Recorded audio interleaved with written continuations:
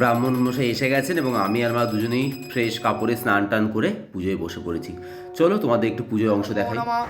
वामे गुरुभ्यो नमः परम गुरुभ्यो नमः नमः गुरुधे ब्रह्मण्यो शिवाय नमः सम्मुखे।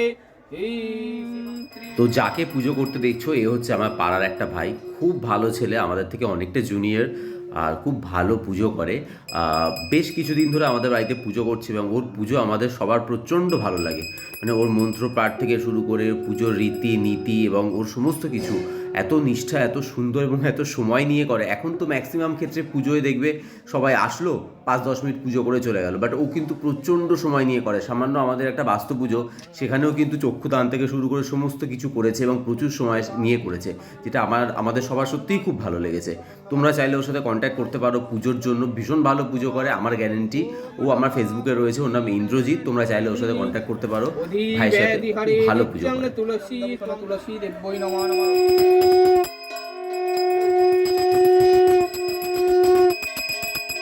ভগবানের আরতি থেকে পুষ্পাঞ্জলি সবই সমাপ্ত হয়েছে এবং এখন পালা নারায়ণের আমাদের বাড়ি থেকে প্রস্থানের। খুবই খারাপ লাগে যখন নারায়ণ স্বয়ং আমাদের বাড়িতে বিরাজ করেন এবং তারপর যখন পুজো শেষে তাকে চলে যেতে হয়। যদিও আমাদের ঠাকুরের আসনে নারায়ণ নিজে বিরাজমান আছেন। তো ভাইয়ের পুজো হয়ে গেল, ভাই এখন চলে যাচ্ছে। সো চলো ভাইকে গেট অব্দি এগিয়ে দিয়ে আসি। সো গাইস, হয়ে গেল পুজো, প্রসাদ তোসাদ খেলাম। সো এখন চলে এসেছি রান্নাঘরে, কারণ আজকে তো নিরামিষ আমাদের। আজকে জিম যাওয়া হয়নি কারণ অলরেডি 10টা বেজে গেছে। কখন যাবো জিমে একদম টাইম পেলাম না, একটা দিন স্কিপ করে দিলাম। সো শরীরটাও দিচ্ছে না, কারণ কালকে তোমরা দেখেইছো রাত্রে প্রচুর খাটাখাটনি গেছে, তারপর সকালে পুজো। সো এখন চলে এসেছি রান্নাঘরে, কী করছি দেখি। চাল আর মুগের ডাল একসাথে ধুয়ে আর ভিজিয়ে রেখে দিয়েছি। এখানে ফুলকপি আর আলু সেদ্ধ করে দিয়েছি, খিচুড়ি করবো।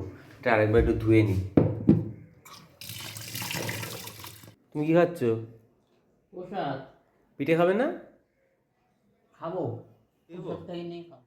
শুকনো কি আছে? বাবা পিঠে দাও না। ভাপা নেই তো।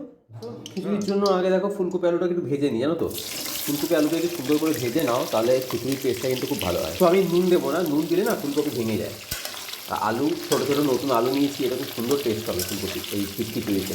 এটাকে একটু ভালো করে তেলের মধ্যে হালকা করে, মানে হালকা আঁচে সুন্দর করে লাল লাল করে ভেজে নেব। তো চলো, ওদিকে আলু ফুলকপি একদম ভালো, মানে প্রায় 90% ডান করে ভেজে নিচ্ছি। আর এখানে খিচুড়িতে আমি ফোড়ন দিয়ে দিলাম, কিছুই না, তেজপাতা, শুকনো লঙ্কা, গোটা জিরে।